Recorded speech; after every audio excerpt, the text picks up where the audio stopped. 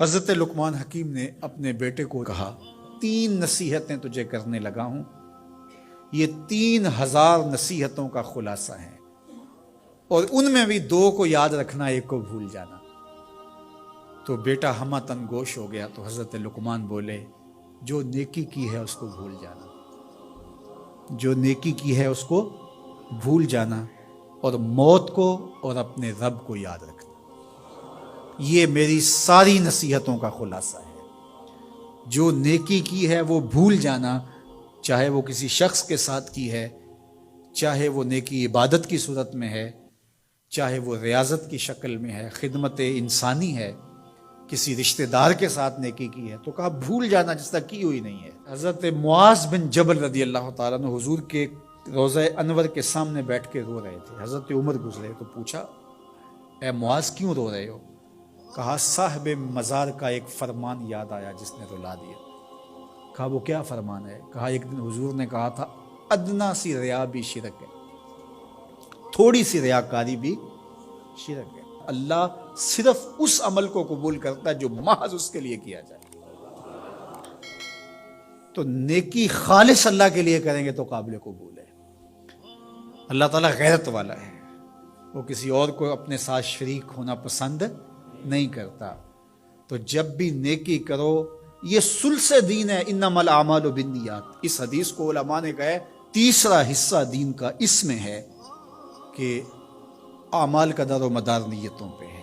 نیت کا خالص ہونا شرط ہے، ورنہ محنت بھی کی، سجدے بھی کیے، خیراتیں بھی کی، سب کچھ کیا، لیکن نامہ اعمال میں 0 کو ہوگا۔ کیتی کتری پئی کھو محمد تے سکہ بنیا زردہ۔ تو ریاء سے بچنے کی تلقین کی گئی۔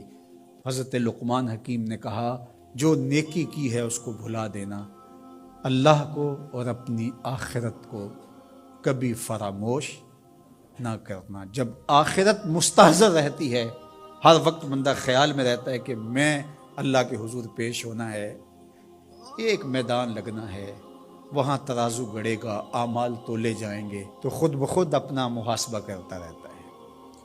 یہاں وہ کچہری خرید سکتا ہے، عدالتیں خریدی جا سکتی ہیں، تھانے یہاں بک جاتے ہیں، یہاں منصف بک جاتے ہیں، لیکن وہاں اللہ کی پولیس نہیں بکے گی، وہاں کے تفتیشی نہیں بکیں گے، وہاں کے تھانے، وہاں کی کچہریاں نہیں بکیں گی، وہاں ترازو پورا وزن تولے گا۔ یوم تبلی السرائر فما لہ من قوت ولا ناصر۔ فرمایا جس دن راز کھول دیے جائیں گے، کوئی کسی کی مدد نہیں کر پائے گا، اور نہ کوئی طاقت سے اپنے عیب کھلنے سے روک سکے گا۔ تو جب مستحضر ہوگا کہ میں اللہ کے حضور پیش ہونا ہے، ایک کچہری لگنی ہے، ایک عدالت لگنی ہے۔ آج مکار آدمی، جھوٹا آدمی، خائن آدمی، بد کردار آدمی بچ کے نکل جاتا ہے، عدالتوں کو چکمے دے جاتے ہیں، لوگ عدالتیں خرید لیتے ہیں، دھمکا لیتے ہیں، سب کچھ ہو جاتا ہے اس دنیا میں۔ طاقتور کی کوئی بات نہیں کرتا، کمزور پھٹے چڑھا دیے جاتے ہیں، لیکن ایک عدالت ایسی لگنے والی ہے جہاں انصاف ہوگا، جہاں عدل ہوگا۔ تو اس لیے کہا کبھی اس کو فراموش نہیں کرنا، اور دوسرا اپنے رب سے کبھی بھی غافل نہیں ہونا۔ اپنے رب سے جو غافل ہو جاتا ہے وہ زندگی کے مقصد کو کھو بیٹھتا ہے۔ اور اسی کو رومی کہتے ہیں دنیا ہے یہ چیز، دنیا از خدا غافل بدن۔ دنیا کیا ہے؟ کہا سونے چاندی ہیرے جواہرات کا نام دنیا نہیں ہے، خدا سے غافل ہو جانے کا نام دنیا ہے۔ تو اس لیے اللہ کے ذکر سے، اس کی یاد سے، اس سے کبھی بھی غافل نہیں ہونا چاہیے۔ اور اگر کوئی اس سے غافل ہو گیا تو سن لو وَلَا تَكُونُوا كَالَّذِينَ نَسُوا اللَّهَ فَأَنسَاهُمْ أَنفُسَهُمْ أُولَٰئِكَ هُمُ الْفَاسِقُونَ۔ کہا ان لوگوں کی طرح نہ ہو جانا جو خدا سے غافل ہو گئے۔ تو جب وہ خدا سے غافل ہو گئے، اللہ نے انہیں ان کی ذاتوں سے بے خبر کر دیا۔ کسی نے کہا اقبال سے کہ تو نے خود ہی کا سبق کہاں سے لیا تھا؟ کہا قرآن کی اس آیت سے لیا تھا۔